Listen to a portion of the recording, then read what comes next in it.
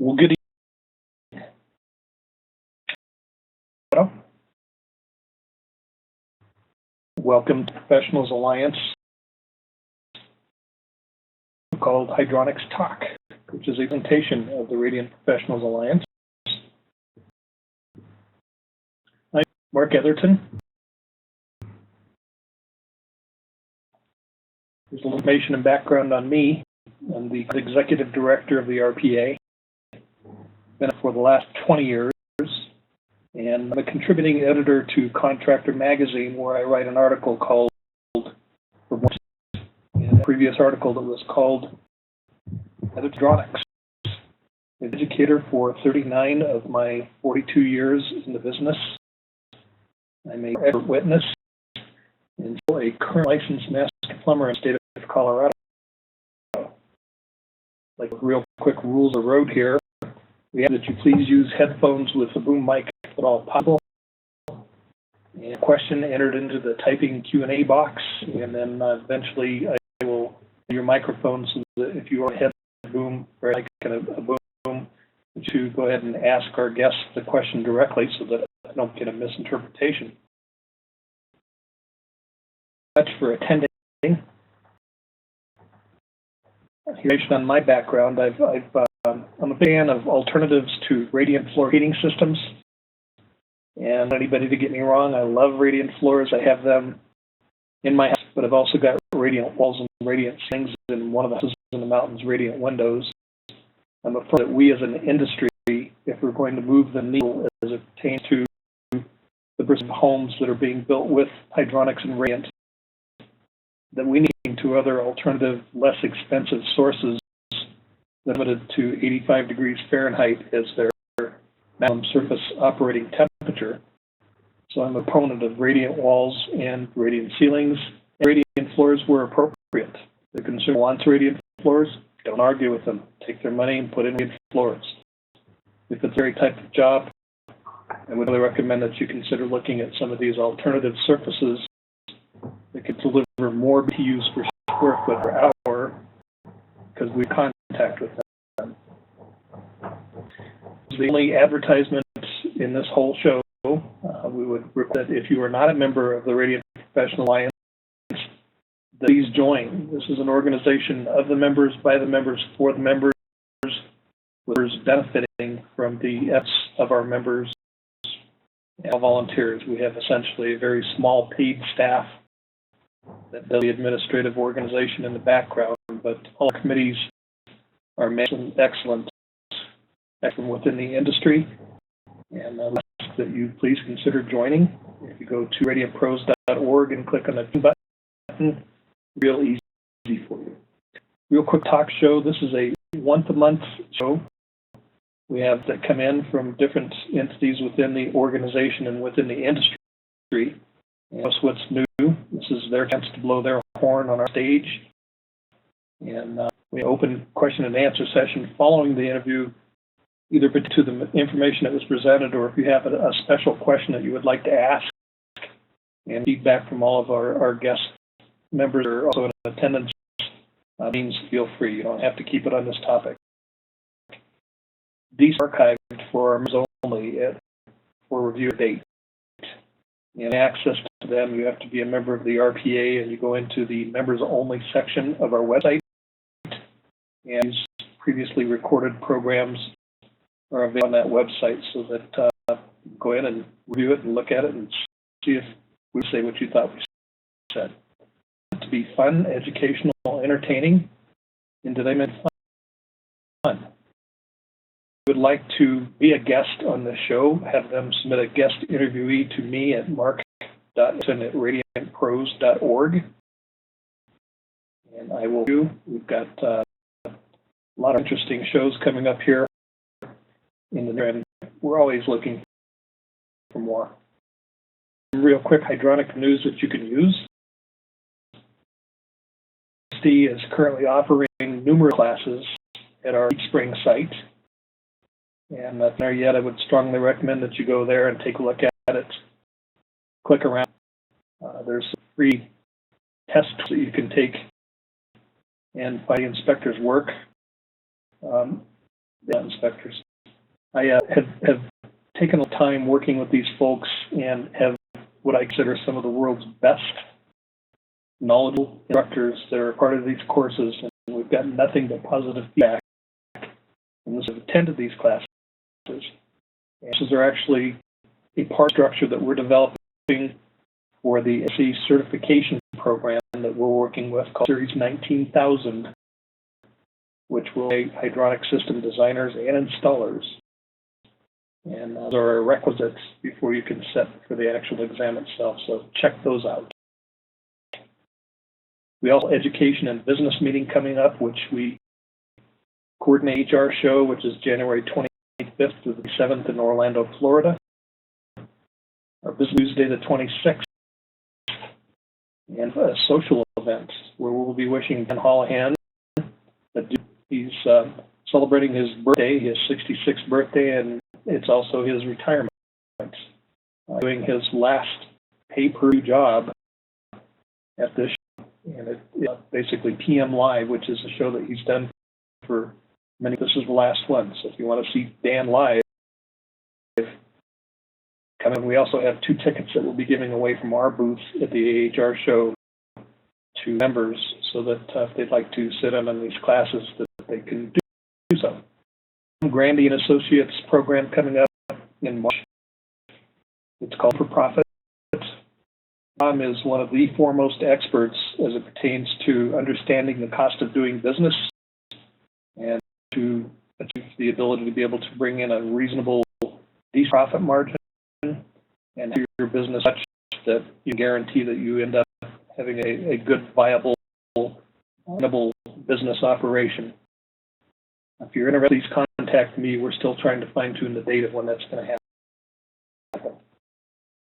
Our friends have their usual coffee with Coletti, and working currently on a program, part 2 of a program that is based on proper component selection and renewable energy hydronic systems.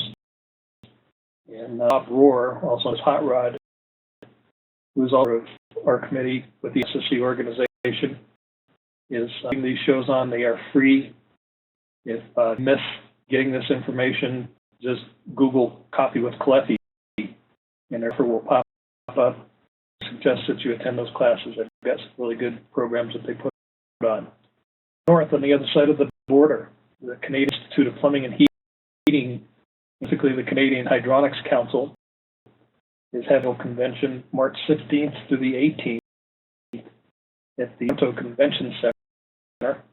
And the URL link, where if you're interested in finding out what's on there, click that, and it will take you to their website where you can see what it is that they're going to be doing there.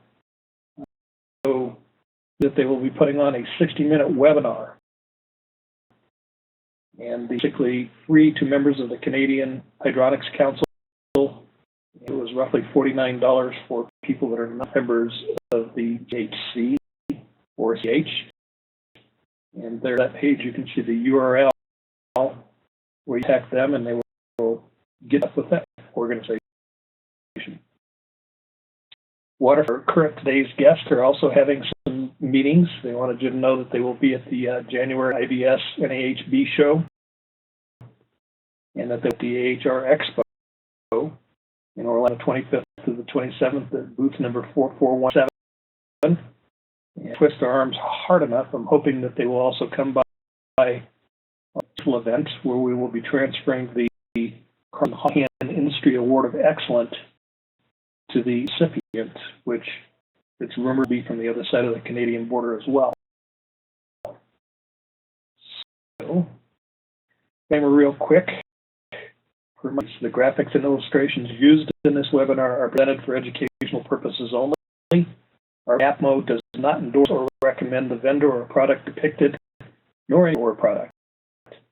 Our panel makes no representations, warranties, or guarantees as to and assumes no responsibility for the product depicted, and the APMO expressly disclaims all liability for damages of any kind arising from the use of or performance of the vendor's products or services depicted. That's a mouthful. Stated. Our 2 guests for today. We have Sean Dillon and Galen. with the water furnace organization. And I'm going to drag the ball of power down to your line and let the presentation from this point forward, and I'll just sit back and toss the bar. Ready? Fantastic. Thank you, Mark. Okay. Thank you. Good evening, everybody in attendance and everybody in virtual land that listens to this after the fact, after the recording. I'm Sean Dillon, and as Mark mentioned, I'm with Water Furnace International. I'm the Director of Dealer Sales, which is U.S. border coast to coast, and our direct-to-dealer sales channel. I have Galen Betz. He's a regional manager, senior regional manager, and has experience not only in the Northeast, but the Midwest, as well as out to the West Coast. Galen, you want? Galen, there's no reason for you not to talk. Go, Michelle. Okay. Okay. Yes, sir. Do you have comfort systems? Go ahead and pick up the from where we left off. If things looks okay, I'll get started. Looks good to me.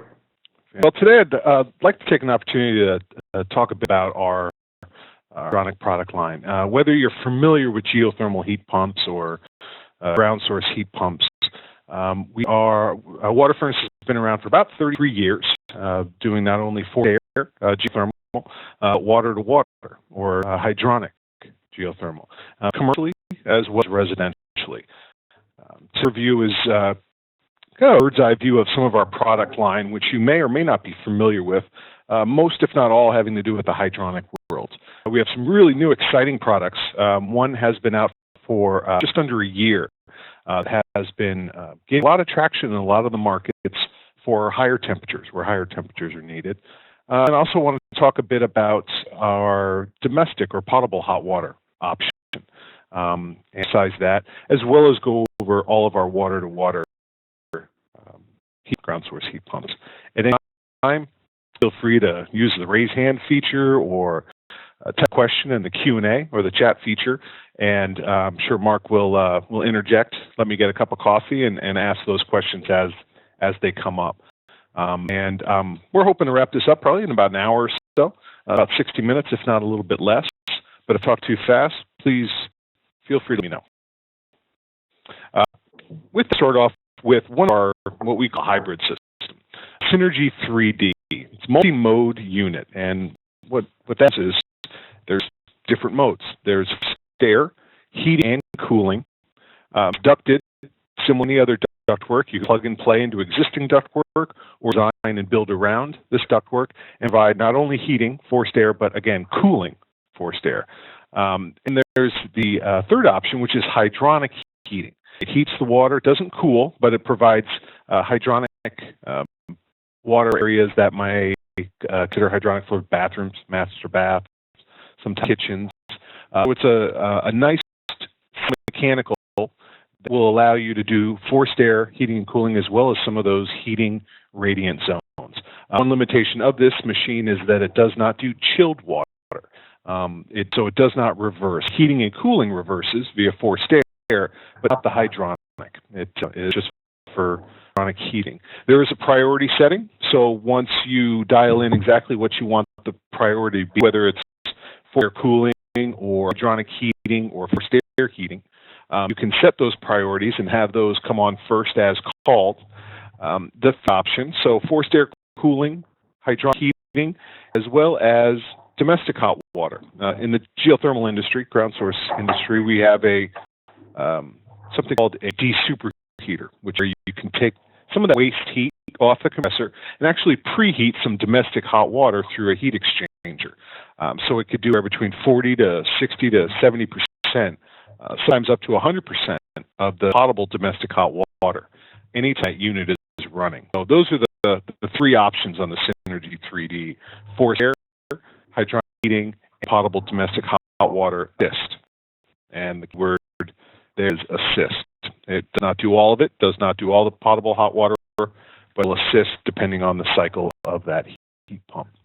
There are 4 sizes. We have 3 tons, 4 tons, 5 tons, and 6 tons. And some of the prefers COP, coefficient of performance, with this unit can get upwards of 4.3 in heating P. This unit is an NSW single stage water to water. Single stage, it's a single compressor, 1-speed compressor. It's to give you both heating and cooling. It's available in a reversible. You have some chilled water applications, as Mark was talking a bit about slides before, as well as heating, hydronic. You can run those to fan coils. You can also run those to radiant floor. Obviously, anywhere you need hot or cold water, this unit will do it. The 1.5 to 6 tons and different sizes in between. Again, there is the domestic hot water model where we have sizes. I'll get that in just a few slides. There's in controls and COPs up to 3, 3.5, upwards of 4, depending on the incoming water. It's a coefficient of performance. Now these are potable units, and as many of you plumbers and industry folks know, for potable hot water, especially with a compressor bearing unit, you make sure that water has no chance whatsoever to reach that refrigerant. So there are what is labeled double wall vented cracks. So that heat exchanger actually has 2 walls, double walls, and then it's also vented. So if something were to happen to that refrigerant, it would not be able to get past that second wall, obviously, but it would also vent out and steer away from that potable hot water. We have 2 sizes with the NSW. It's an 018, which is BTU rating, as well as an 025, so 18,000 BTUs and 25,000 BTUs, 1.5 to 2 tons. Scenario or a typical potable stall. You're running directly to a storage tank, although obviously it looks like a hot water tank. You need the hot water elements hooked up. This is simply a storage tank, because what provides all the heating and all the cooling water is small NSW, and it is not concurrent on any of the space needs or conditioning needs throughout that house. It operates on its own, and its only job is to completely fulfill that call from that storage tank or water tank. Like 130, 135 degree water for potable, and again, 1 to 2 tons, depending on what that load and what that call is. I'm going to take a quick breathe, see if Galen Betz has anything. Galen Betz works a lot in the hydronic field, a bit more than I do, and I want to give him the opportunity to chime in at any time on some of these systems. Yeah, a couple other details to point out. The storage tank, as we call it, the main water furnace geo tank, that is a proprietary tank that we had for us, and there is a 1 electric element in there. It's a 4,500 watt hog element that's there for the tank call of heat. So it's basically like an emergency heat. It's designed to operate as a only there would be a failure in terms of water flow or something mechanical that would necessitate the vacuum coming on. We have ways of sensing the temperature in these tanks.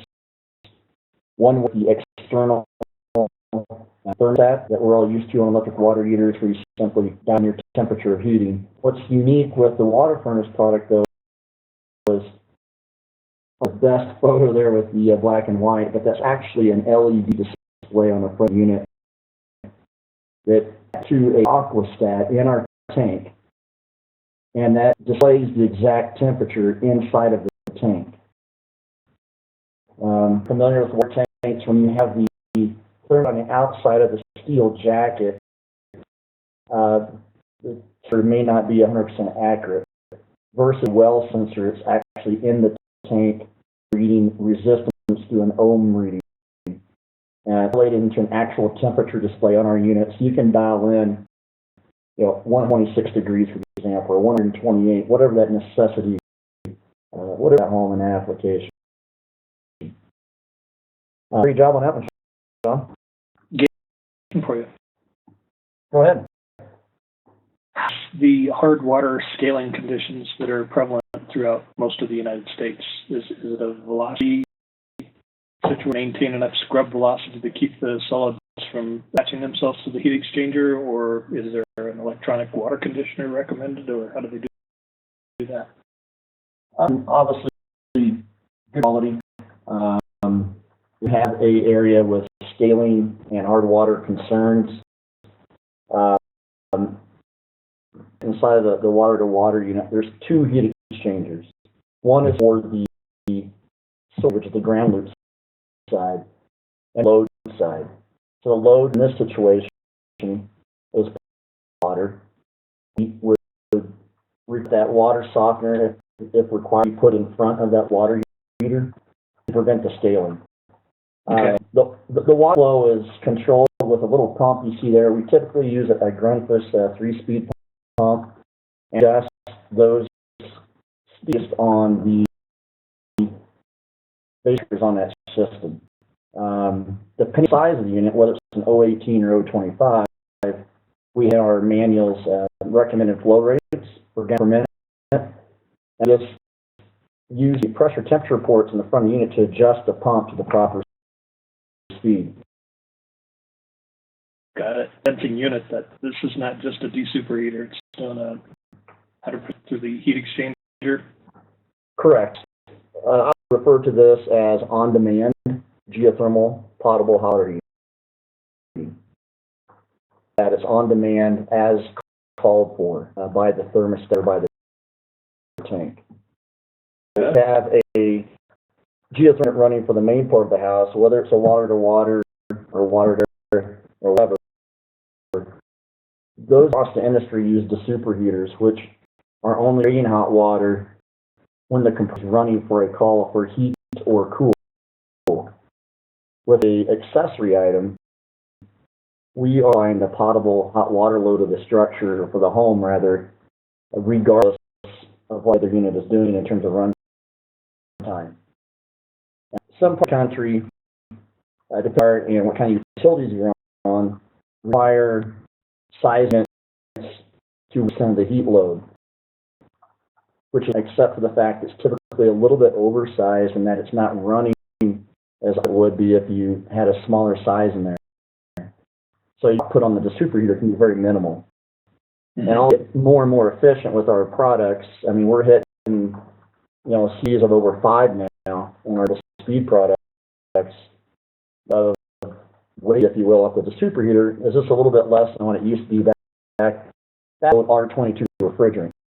For example, we had a lot of waste heat then. So this is providing 100% potable hot water. Thank you. Looks like a cool product. And if you're familiar with an air source heat pump, right, it's using the air around that unit to heat that potable hot water, where ours is not. Ours is using that constant temperature of the ground to heat that hot water, no matter what that space is conditioned to. So it is a heat pump water heater. It's just using the ground source as opposed to the air.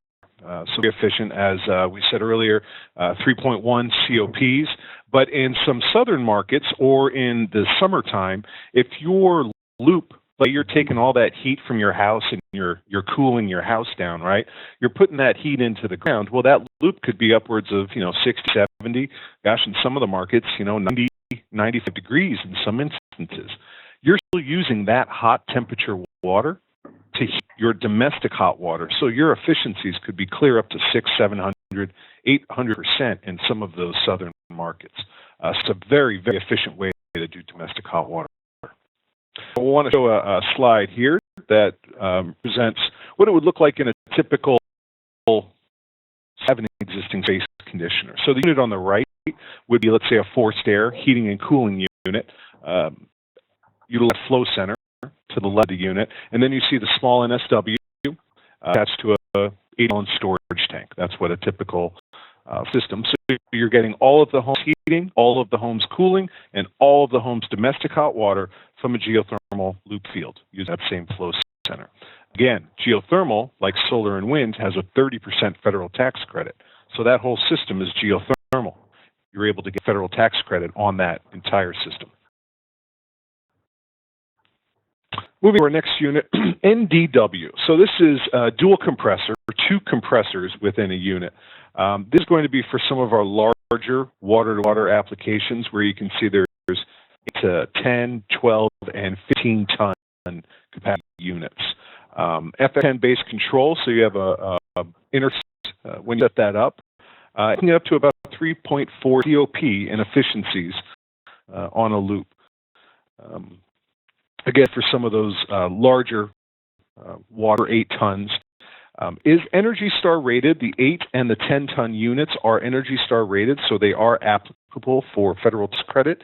But when you get into 12 and 15-ton units, Energy Star doesn't necessarily consider those residential, so they don't rate those units. So we have to be a little tricky there with some residential applications when you put those larger capacity units in.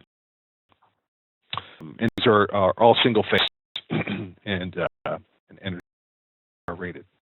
The Energy's obviously never seen some of the 25,000 square foot single family homes that I've worked on. They are not considering that a residence for whatever reason. That is just I guess a hell to stay in every now and again. Yeah, for no less. Right. We have a high temp unit that we came out with a few years ago. This is obviously high efficiency. We call it an NHW water unit. It's one size fits all. It's a 7-ton unit. That's it. That's all you get. That's the only choice. And it offers up to 3.5 COP. It's a scroll. It's a unit. You get top and back water connections. You have a field switchable control box. So if your controls, you want them in the front or you want them in the back versus where your water connections are, you can switch that in the field without too much of a problem, just taking that top off. Phase up to degrees load on this NHW. This is a great high temperature unit, but it's a one-size-fits-all, which leads me to a little bit further along. I'll show you our 5 series with the OptiHeat, which is another high temp unit. Getting more into the commercial, we're seeing a Envision 2 chiller. You have capacities between 10 to 50 tons, a dual capacity compressor, very high efficient, up to 3.0 CP on the heating side. And it's a very compact cabinet. As you can see, there's a lot of commercial applications where they slide in the mechanical room fairly well. You can see on the front there is an interface, MUI interface, to be able to communicate with that machine. And just like in most commercial applications, you're able to daisy chain these up. Some of the SEER ratings get anywhere between, EER ratings, where between 15 to 18 COPs up to 4.8 COPs on some of our Envision units. High temperature unit came out a little bit less than a year ago. Really excited about this product. It is a fantastic boiler replacement. A vapor injected, and I am not an engineer, so I'm going to try not to slaughter this just in case any of our engineers ever watch this tape, but it is a vapor injected ground source heat pump. It's the first one in the U.S.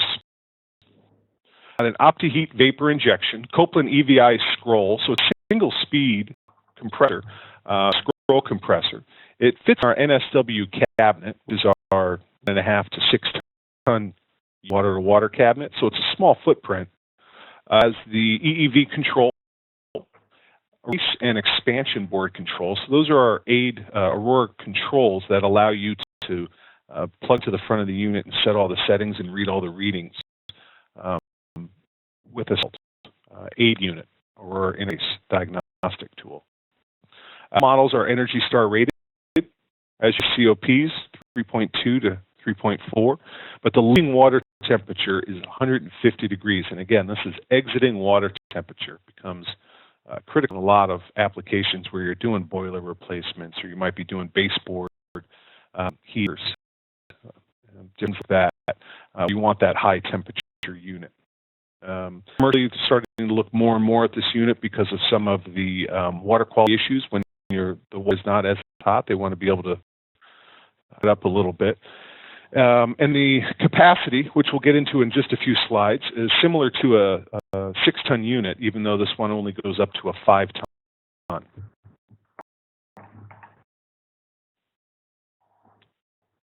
So the economized vapor injection or economizer is all different ways to talk about the vapor injection. It adds a third heat exchanger, similar to our deeper heater, where waste heat is capturing that and injecting it back into that cycle.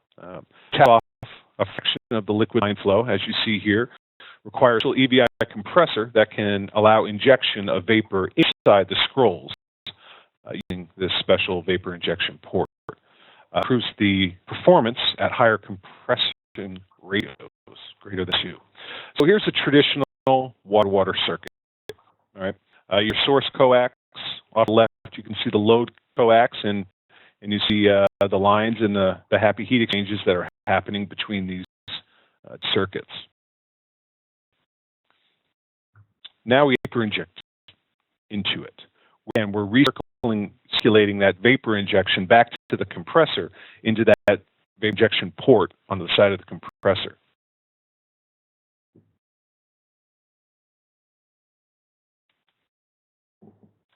Copeland Akai scroll, so again, vapor injection, heating optimized. Again, because of that 150 water degree it is optimized for heating. It's single phase for 3, 4, and 5-ton offerings.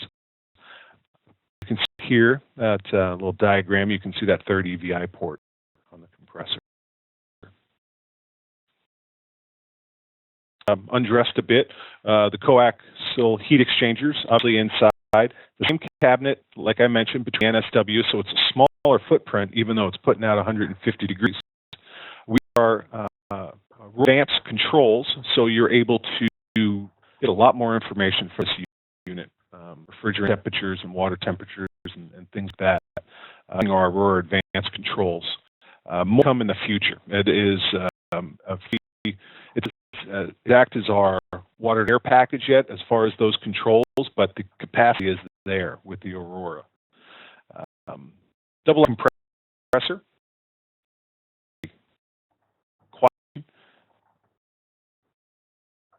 And a compressor. It's operation in wider operating envelope. Obviously, you're able to get to lower temperatures and higher temperatures, still develop that 150 degree water leaving. You can see the greater the benefit, and with this two times higher, it gives you all the benefit of not higher temperature water, but improved efficiency. Capacity is 15 to 25%, and the efficiency by 5 to 10%. And U10A as opposed to 4A. Go back a few slides. This HW is a 134A refrigerant, where our NEW, or the vapor injection, is a 410A. Those higher temperatures. The engineers, if you speak fluent engineers, you can see some of the envelopes here. The blue is a typical 134A envelope. The saturated suction temperature is along the bottom, and the discharge is along the top. And that the RFA in red operating envelope, both colder and the warmer. Galen, information that you might be able to provide? Slide coming up that I think is a little less series, so to speak, that kind of shows the mix between a standard scroll operating envelope versus vapor injection, and that's really what we're trying to show with that particular chart, is the disadvantages when you go into the EV. We're excited about this, and we worked a lot with Copeland to bring this product to market. R&D hours spent on this. We are the only manufacturer currently that is able to offer this technology. So excited about that. This graph in front of us here, and numbers is probably Greek to everybody out there, but essentially the NSW, S single speed compressor, and then the E is the vapor injection. So you can see the difference between basically a standard scroll and vapor injected scroll. Using the refrigerant with the EVI, you can see those performance advantages, only in the heating capacity, but also in the efficiency. Go to slide. I believe the line chart coming up. Yeah, there it is. So this is,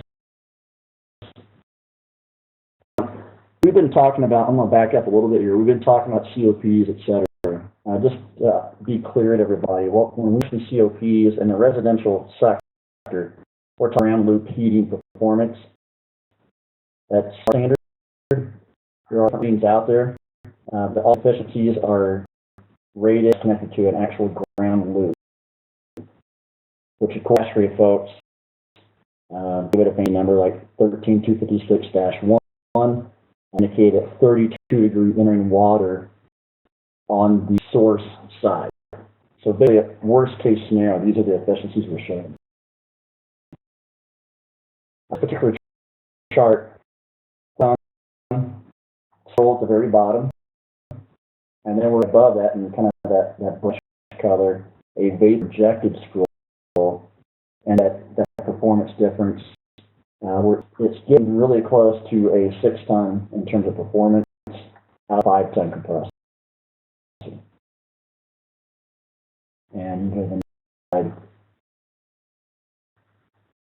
two different slides here, bar graphs, basically a comparison with the competition in the market as we have off the published data. Now, this vapor injection, we do not particularly indicate 6-ton because our performance is so great. So you can see the dark blue should say what our performance numbers are. And then with a lighter green. So blue, NEW unit to OptiHeat with vapor injection in the green, and he's getting a little bump up on everybody in the performance. So this is the COP chart. I believe the first is the efficiency. Or I'm sorry.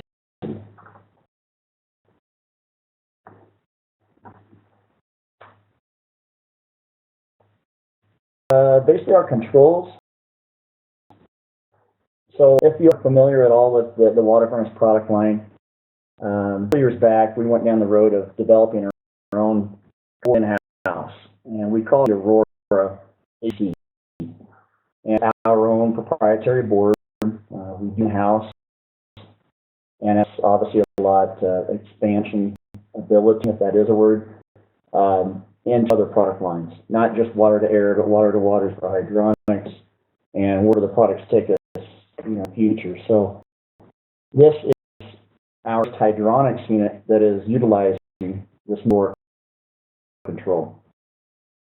Our expansion board above there, the expansion board allows us to talk to electronic expansion valves. That's the EV. And you'll see on the left with the aid tool, that's basically just a handheld diagnostic tool, setup tool that puts to our units using a connection. What we use is basically a Cat 5 connection on the outside of the unit. And then that is a zone control system for our HydroniX that we can go into a little further detail.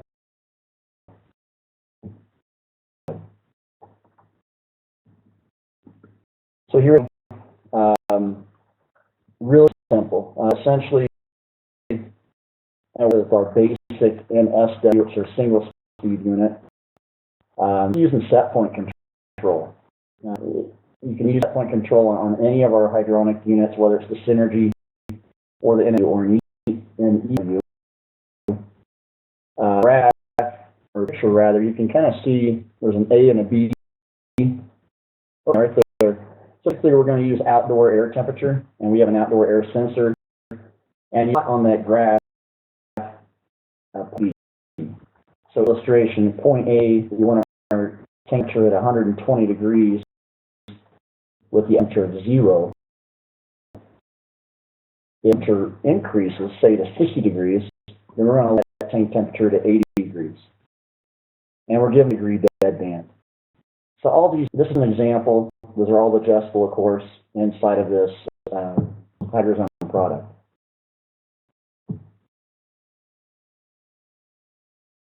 Any questions? Next product offering? Yeah, I'm going to pause to see if Mark had any questions out there, if any of the participants. Don't see any yet, but I'm more than welcome to ask them. I just checked Q&A and it's still empty. Okay. Great. Well, talking a bit more about HydroniX and water furnace in the world of water hydronics has continued trying to expand their offerings and partnering with certain OEMs and vendors. And we have just recently, so this is real new to most of us, partnered with Watts and developed a hydrologic panel. Panels are fairly modular. Panels offering to our dealers or our dealer network is a turnkey application and in some of the simpler, typically custom home applications. Use powder coated steel cover, see the communicating controls. It's a 115 volt pressure release valve off the side there, that automatic fill valve. We're going to run with 2, 4, and 8 zone modules. With the zone connections, it becomes very easily, you can see there's, it's built on this rugged steel frame, so this is all, again, more of a turnkey application for some of our installers out there that may or may not do their own hydronics, or at least maybe don't have a lot of experience with hydronics. They're able to come in and offer this ordered, off the shelf. This is how it comes to the contractor with the sensors and everything filled in. All the valves, you can see number 13 there off to the bottom. You know where it goes. This is going to be a typical hydrologic system today. We run into a lot of forced air applications along with hydronic, whether or not that hydronic's running to a hydronic air handler or if just in addition to a forced air unit for heating and cooling. There's a lot of logistics and communication that needs to happen between those different systems. So hydrologic system is built to help integrate these for residential and very light commercial applications up to tons. This isn't going to fit the mold for a lot of the McMansions, Mark, that we were talking about earlier, and 25,000 square foot homes. This is that turnkey. This is really just for those 1,500 to 3,000, maybe 4,000 square foot homes, up to 6 tons with a two-pipe system. The advantage of this hydrologic panel, and I've been trying to pound point home contractors for about years, is that it saves time. This is a plug-and-play system. You bolt it to the wall, you get your tubes to it, you connect to the source, you power it up, and you're done. And I think guys take a lot of pride in building their own site projects. But from the point of efficiency and labor, these things can't be beat. Your time is spent doing other things. And more importantly, the consumer looks at this as a quote-unquote system as opposed to, oh my God, what did you put in my mechanical room? A science experiment or kind of a project. Yeah. Who's going to be able to work on this thing? Just me. Oh, great thought. Well, and that's one of the other issues that we've heard in the market is that, contractor builds their work of art, but if something somehow falls out with that homeowner, the guy coming in, all he's going to do is look at that and rip it off and do his own work of art up on the wall. Exactly. Something else worth is picture. You can see that we have one thermostat in each zone, and that's a big thing. whether it's gas-fired furnaces, air conditioners, or even what we call conventional geothermal, being water-to-air unit with the water for the hydronics side, and or unit which does three functions. They're very convoluted and kind of basically complicated for the consumer or homeowner to have thermostats on the wall. Basically, a thermostat in the air side, air temperature, heat cool, or another thermostat indicating the hydronic import heat, and or could be chilled water cooling, etc. We're now, with the indicating thermostats, we're able to listen to one stat on that particular zone, control the heat, cool, all of them package. And to the first in the industry to have that technology.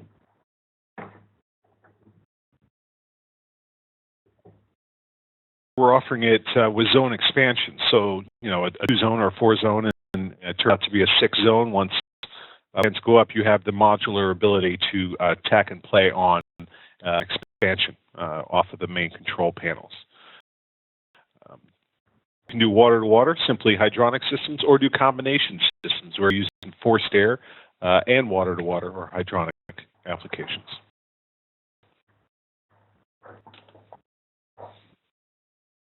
All the aspects of the hydronic world with the outdoor reset, feedback, zone synchronization, air groups, part of the features and benefits of this new hydrologic system. These off to you because I think the next few have to deal with a bit more outdoor reset, which you're much better versed at than I am. I'm okay. Go ahead and back up a slide, if you would, please. One more. Yeah. Quickly, just mention this indoor feedback. Not glance over that, but what we're really talking about is feedback from your house system. Meaning, if you are in a room with a lot of solar gain, see that and back and or even cancel a call for heat on an increase in temperature, whether a room with a lot of glass or maybe you have something else going on with internal gains that would cause that. So just wanted to point that out. But moving forward,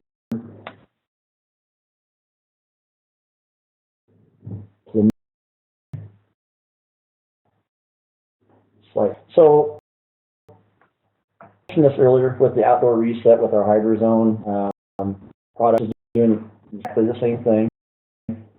COP, or coefficient of performance, that's basically your measurement of efficiency on the left-hand side, target temperature. Obviously, heat the home using, for example, a 90-degree hot water, we're way more efficient than we would be delivering 100-degree hot water to heat the same room. So set those plot points and watching the outdoor reset in overall efficiency of the system.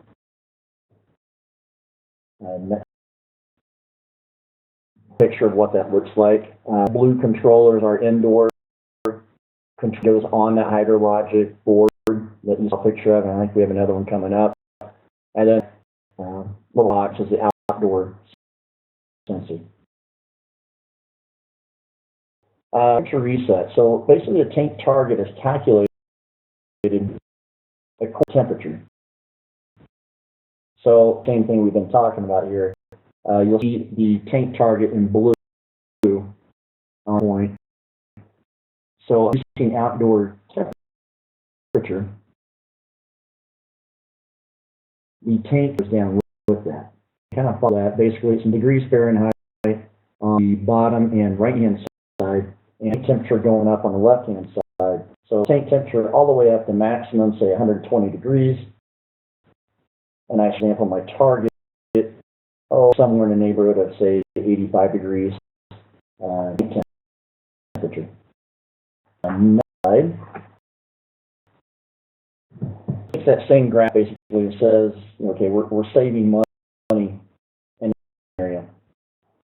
Energy every time the target temperature is below the design. So the temperature of that tank, basically our storage tank, we keep that water essentially possible to achieve the design in the space. Next. This communication are basically between these two controllers. This is our HydroniX system. Again, they're a Watts brand product that's created for us, and the software in these controls is unique to our product, so they do work with our units. But this is to control each individual zone and with the overall system with multiple zones. And stat is on the right that basically is doing the air heating cooling to the hydronic heating cooling as well.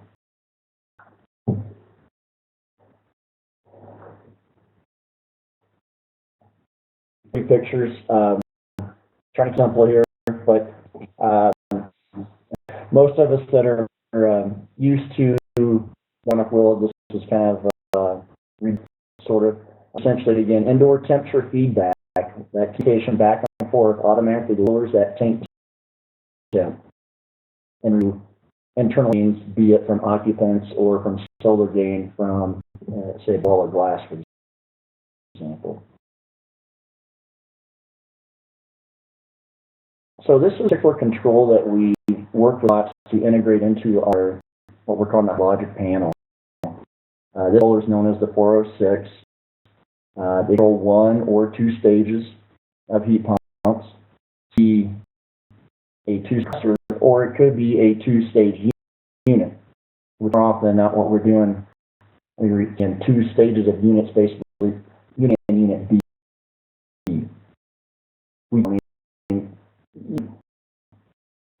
I can take five of our best contractors in the United States, throw them in a room, say design the system for us, and there are 5 different designs. So as I mentioned earlier, trying to keep this for smaller plug-and-play applications for those really simple 2,000 to 4,000 square foot homes.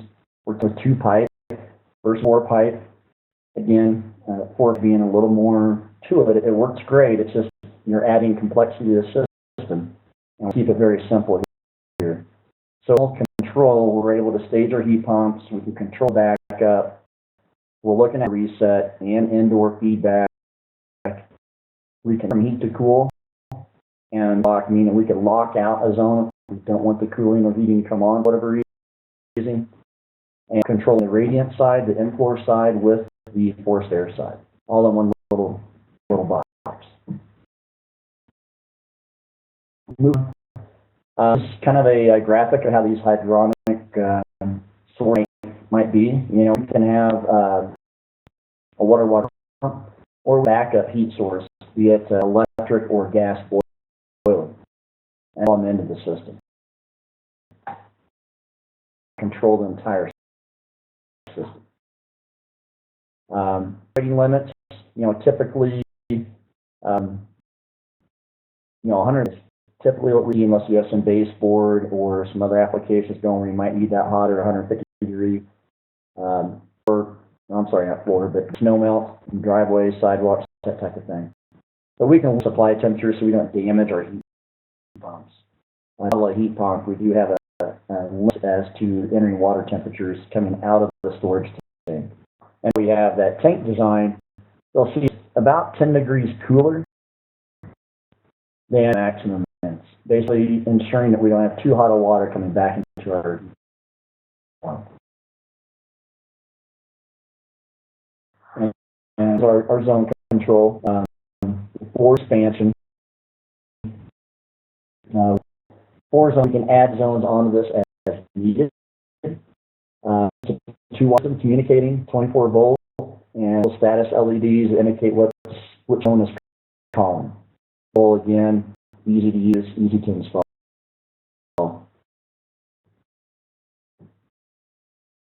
This is the thermostats that we offer based on what the needs are for that particular zone. From 4 stages of heat and a 1 stage of heat. This one on the far right, very This one on the left being that it will do everything from heat controls, programmable schedules, sensors, air grouping, the forced air zoning in that situation. So you get air side and on the radiant side, and have that all controlled with no control. Moving on here. So this is a picture again. We're sales guys. We like pretty pictures. This is our first unit show, the Synergy 3D. This unit has been around for water for, I'm going to say, close to, I'm going to guess here, about 15, 18 years now. It's been a very successful unit for us throughout the Midwest. States really. But this is what we're able to do with that one compressor bearing unit. Where we stair zone, you can see stock work coming off the top. We have one, zone 2 upstairs. Or we can zone this air side and HydroniX side. And a red line coming off the storage tank. There's our high board on the wall controlling HydroniX that in this illustration are only in the basement. So we have four upstairs due to budget constraints. They had to only put the radiant tubing in the concrete floor, walkout basement. And we have a bearing unit that can handle all our forced air needs from heating and cooling and satisfy the storage tank for hot water needs in that basement zone.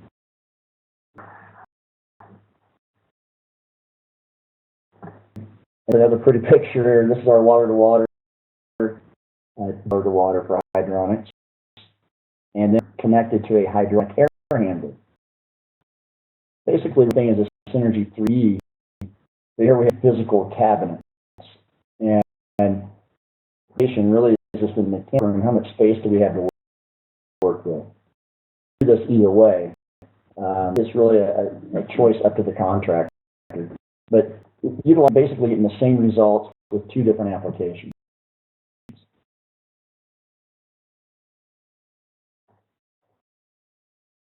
And this is detailed piping diagram. Synergy on the top, which is our what we call our combination unit. The piping at the bottom. Those of you that are familiar, comfortable with the piping your own HydroniX systems, what you'll notice here is added one hot water line in that picture coming off of the tank.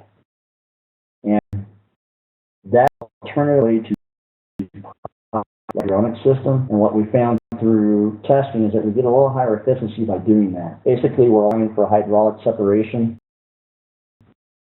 and hottest water to go to our load first,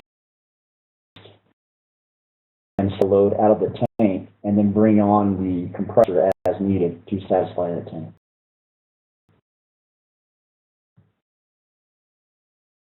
This gives just a little less standby loss as well, and a little higher flow. And earlier we mentioned our own storage tanks. We do have 1.5-inch ports on the side of this to get added water flow into the unit. You can connect storage tanks to just really encourage the added that it's Apple on tanks. We see a lot of those being offered from the electric co-ops, etc. And a lot of contractors try to utilize that in a hydronic application, a buffer tank, and a fantastic tank. We really do like this tank. It's very efficient. The problem is, as you get to the bottom of that tank, you have a very limited water flow. And if you pull the drain out, never been inside on the bottom of those tanks, that inlet size is in the neighborhood of 3.5 inches. It's very, very small. In lockout conditions, if you don't have enough water flow, and it also takes longer to satisfy the tank. So there are ways you can pipe that system.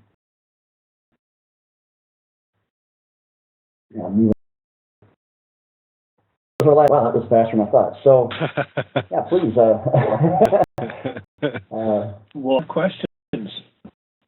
You do? Yeah.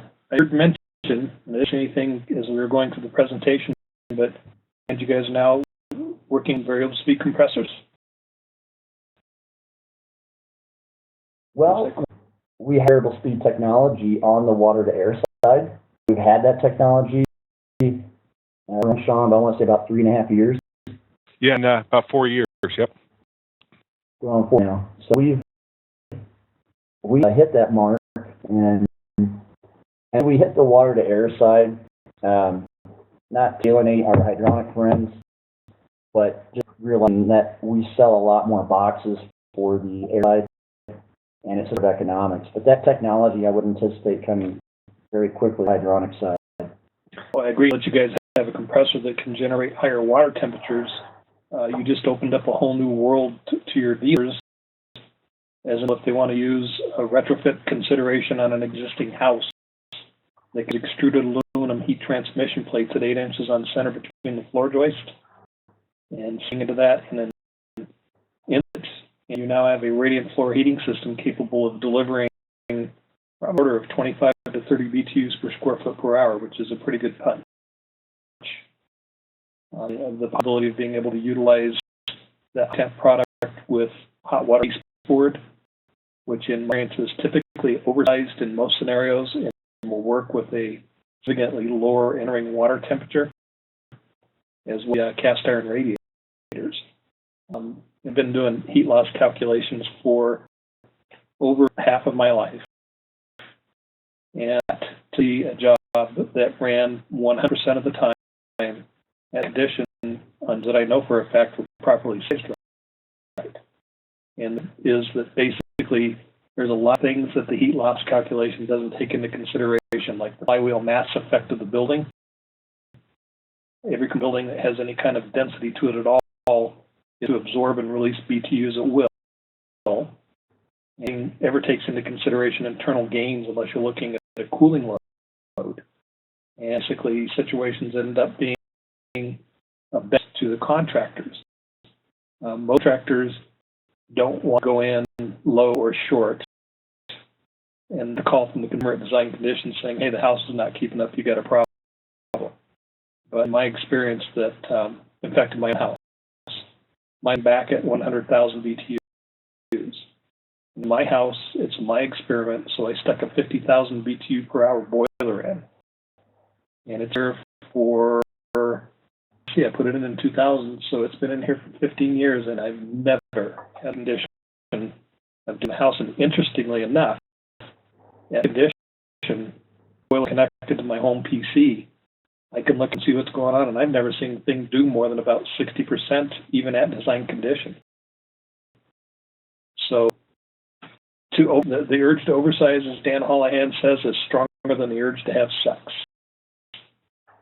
And this unit that has the ability to be able to generate higher water temperatures, it's going to be a whole new world for contractors as it pertains to being able to do ground pump with retrofit radiant.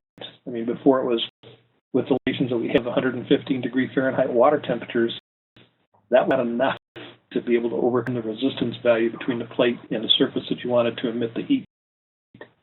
And so that was done. Tubing concrete, no problem, works great. But when you're trying to do a retrofit job, you really need a higher water temperature of like 140 degrees before it'll work. So you can come up with a really good combination, and that outdoor reset control that you have, it's been applying to HydroniX for at least the last 30 years. The Department of Energy thought so much of it that they now require it as a minimum on boilers, and I'm surprised they sent the same directives to the heat pump saying this makes sense, because it really does. I mean, why hammer when you can drive with a tack hammer and get the job done right? Yeah, I appreciate your comments on that. I just want to reiterate, what we're doing in our position in this market as water furnace. We've been manufacturing heat pumps for 33 years now, longer than any of all of our competitors out there.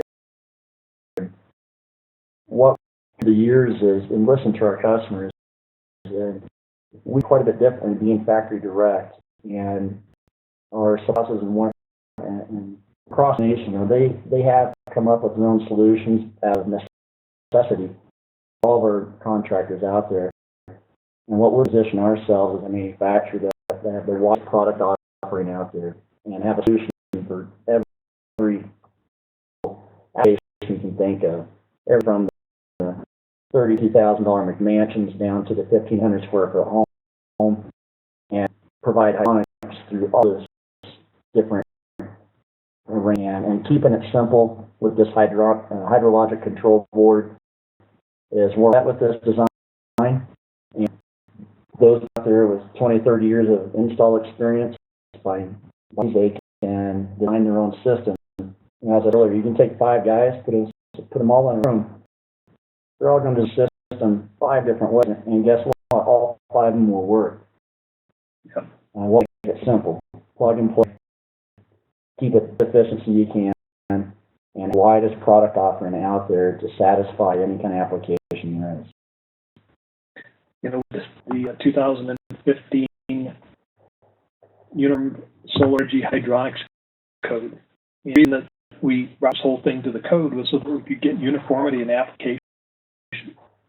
Ultimately, there's a lot of mindset out there that thinks that staple up is the answer to everything.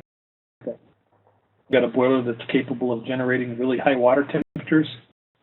In regions that will work, it comes with a lot of baggage, noises, and other things. But a part of what we're doing is to develop a best practices manual. And that best practices manual takes into consideration where you're at, what your method of heat transfer is, and what your heat source is. And so if a guy is in northern Canada right on the Arctic Circle, and he wants a ground source heat pump, and his load is down around 30 BTUs per square foot per hour, then basically he's limited to being able to use method 1, 2, or 3, and those may be described and defined. Actual hitter is concerned, and basically set it up so that we can keep moving forward with uniformity and satisfy the consumer's needs for comfort and efficiency, and avoid basically what the Canadians almost went through, which was a complete shutdown of their industry. And also in the process of developing the certification program, which we hope that the authority and jurisdiction will recognize this for the value that it brings to the table. And if a person has gone to the efforts of being able to get certified as a hydronic system designer, he knows what he's doing, and they can comfortably give him a license to do business in that jurisdiction, and know that he's not going to be out there trying to do staple up with a water heat pump. The two speak the same language. Anyway, presentation, and in looking at my Q&A session, it's so good that nobody had questions. That's a first. Fantastic. Well, Mark, if you want to grab the ball back, feel free to take the steering wheel. Do. That's it. And I would quickly do this. I see some Q&A. Oh, popped up. Hold on. Let me bring it up. I see 5 over there. I'm not sure what you're seeing. I've taken the ball back. I'm probably seeing more than what I was seeing before. Oh, yeah, that could be. That could be. Yeah. So the first question that came from Jeff Persons, and I said, you know what I'm going to do? I'm going to enable him so that he can speak with his own lips and trying to speak through mine. And let's get to that session. Practice. First, you are now live. I am live. You're live. I'm live. Okay. Yeah. Well, question. It started out. I think the first question I had was with the OptiHeat, since it's got the Aurora board in it. Is Symphony an immediate plug-in for use on those? Question, Jeff. The short answer is no. Yet. Yeah, I know you and me and Galen and half of our hydronic dealer base is wishing the same thing. Because a lot happens after the machine versus forced air system where a lot is happening within that machine. There isn't a there just yet. We are crossing our fingers for engineering to put that on a priority. But as of right now, I have no timetable and it is not available. No. Okay. Next question then was with the hydrologic, because this is my first hydrologic panel.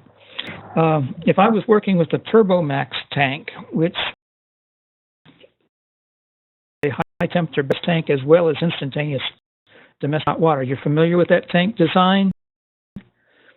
It has a multiple number of copper coils, domestic water that pass through the entire body of a large reservoir. It's referred to as a reverse indirect. An indirect tank, to my knowledge, right? It is, but it's got a lot of, let's say 3/8 copper lines that coiled inside the tank that pass from bottom to top. They give you this hot water, yet it serves as a nice high temperature ballast tank for other purposes too. It lets you get your domestic hot water temperature up there quite high on these high temperature machines. But what if I had a customer that wanted full capacity domestic hot water during the summer AC cycle?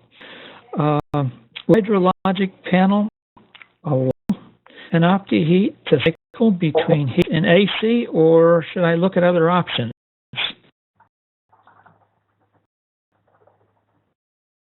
So, a couple of things here. It is, yeah. Sorry about that. Jeff, so we have a cherry tank currently that is manufactured for us by, and we are looking at other tanks and bringing tanks into our product mix. But currently, this controller is around our current product offering. Okay. Now, having said that, there are inputs on this controller, so we could consider look at this other tank. I don't know I'm not 100% familiar with that tank and what it offers in terms of inputs and outputs and the sensors. But the sensor that we use, our tank sensor, just simply reads an ohm reading, and it's calibrated with that controller.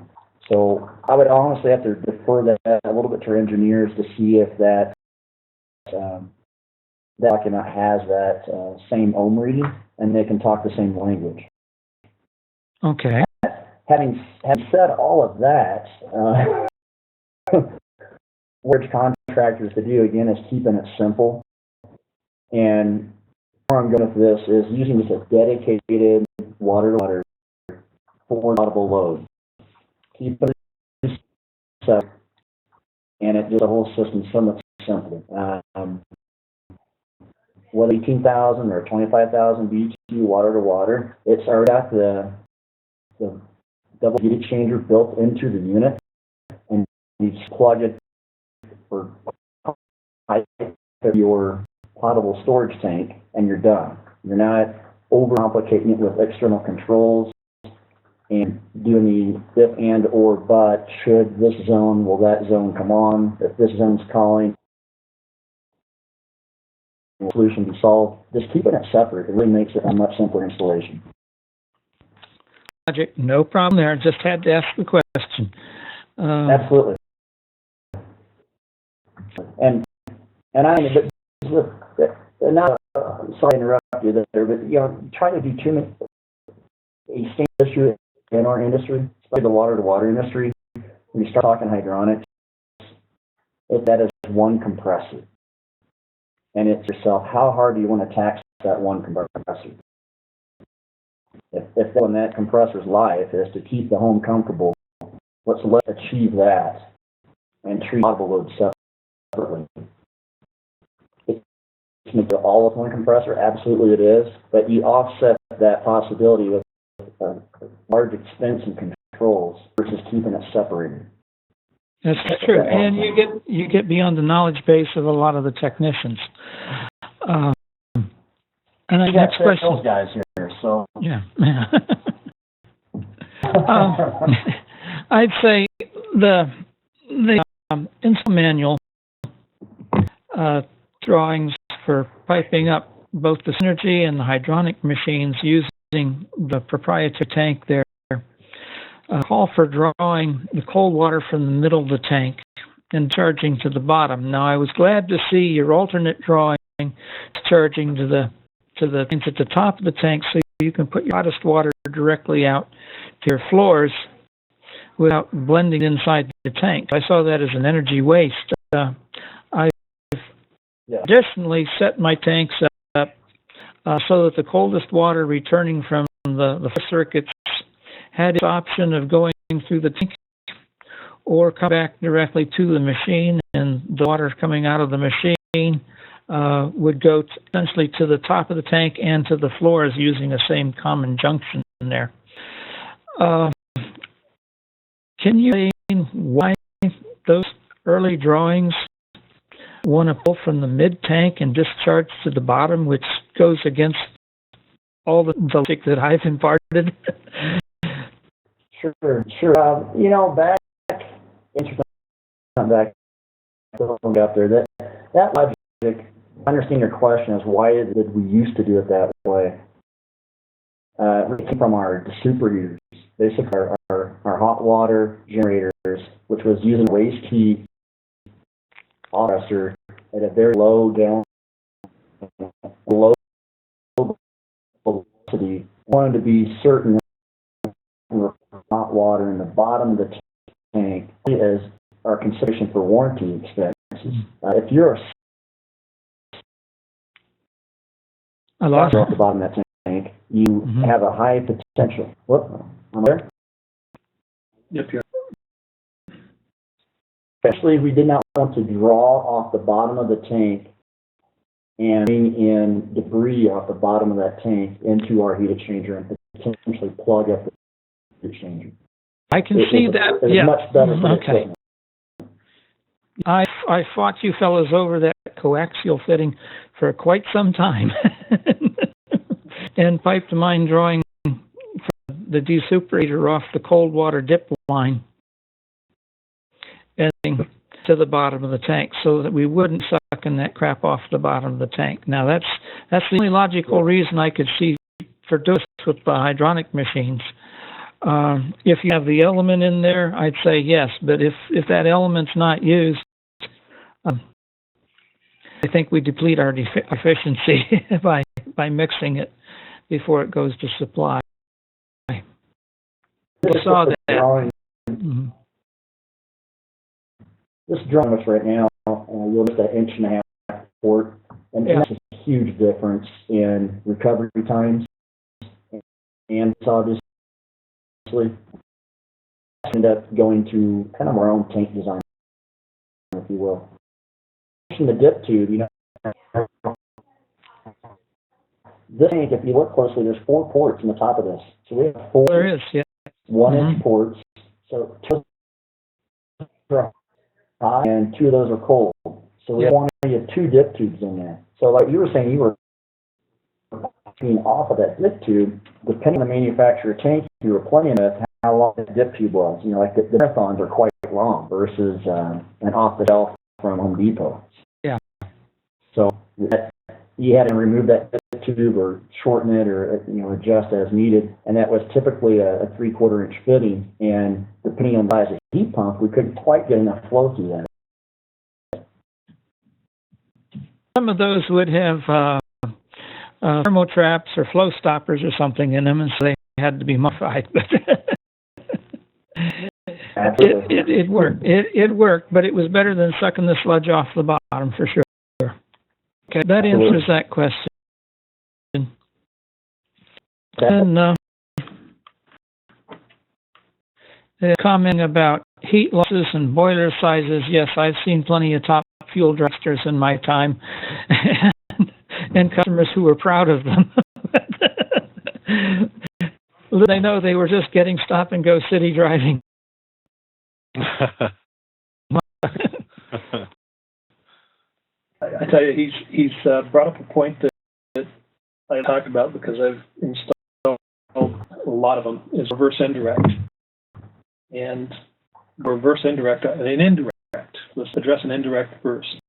Typical American indirect is basically the small coil on the bottom of it. You run your boiler water through the coil. It transfers heat from there to potable water on the other side of the tank. In the North American market uses a small coil which requires a real high approach temperature from the heat source in order to be able to kick the BTUs to the other side of the heat exchanger. Direct, as it implies, is a that is filled with coils, and your boiler water through the tank, and your potable water through the coil. 89% efficient in heat transfer. One of the interesting things that I found out about them in the field is that you know 180 degree Fahrenheit water. They give you specs that show you what its performance is at 180 entering water, but all you need is a base source water temperature that's 10 degrees hotter than your listed storage tank temperature.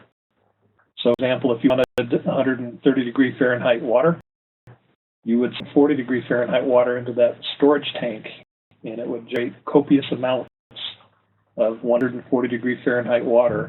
And we'll use them with our modulating condensing boilers. One of the kickers of the ModCon boiler is that you've got to keep your return water temperature below 130 in order to get the condensing mode. And these reverse indirects, it does in fact do that. Otherwise, it leaves the condensing mode. The efficiency drops down to around 86% when it could be around 95%. And in the case of water source heat pumps or ground source heat pumps, you can actually use this same reverse indirect tank as your buffer tank. If you've got a stage compressor, basically use this tank or buffer tank, but it's also acting as a preheat tank to your hot water. So Mom likes to fill her 120-gallon, 4-woman soaking tub. There's the ability to be able to fill it in one setting without get it halfway full and then wait for the system to catch up and then finish filling it the rest of the way.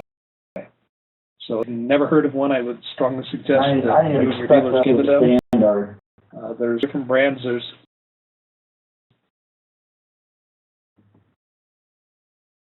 Max is one and Turbo Max is the other. I think they both come out of the same factory over in Europe. Fantastic device that I think with the incorporation of your higher temperature compressors and stuff, you'd be able to do some pretty good and show even more potential from the standpoint of being utilized a whole lot more water ground source heat pump systems.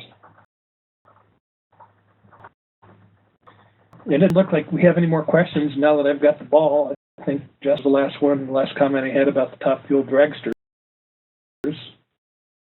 Thank you, Chu, very much, and all of our attendees for having taken the time out of their lives to come and listen to this show. And next month's show is going to be a very interesting one. It's from a company called ENV, which is actually another company that measures solid-state controls. And they don't make the controls, they actually make the programs that make these controls work. The name is Climate Automation Systems.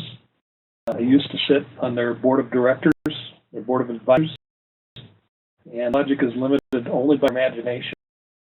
In imagination, you'd be pretty scared because I've actually got one of these controls in my house up in the mountains. And when I sent owner of the company in to look at some things that I was having, he started laughing. He said, "What are you doing?" And I said, "Everything."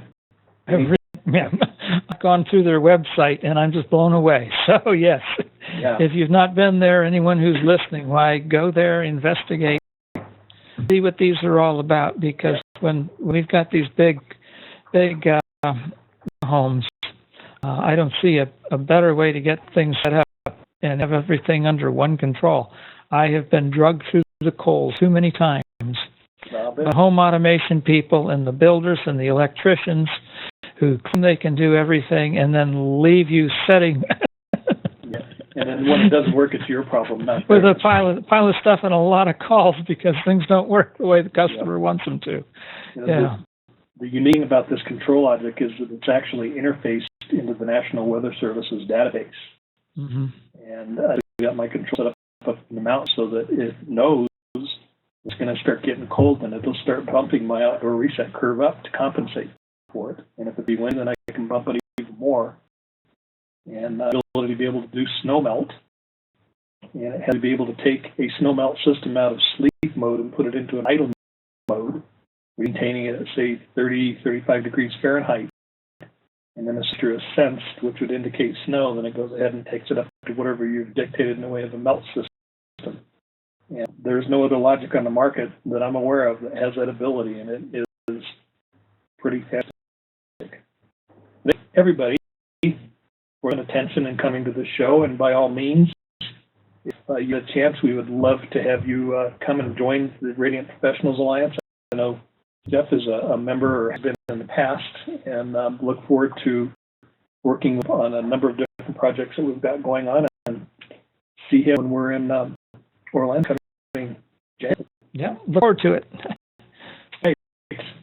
Thank you all, and with that, I'm going to bid everybody adieu and close this puppy down. It will be archived. It'll take me probably 2 days to get it back to my staff in Chicago, and as soon as I get it archived, I will mail out information to everybody about where it will be, so that if you dealers that missed this show that want to go check it out, they can do so. Fantastic. Mark, thank you very much for the opportunity. My pleasure. Great. Thank you for being Merry a member. Christmas. We'll talk to you later. Thank you, Mark.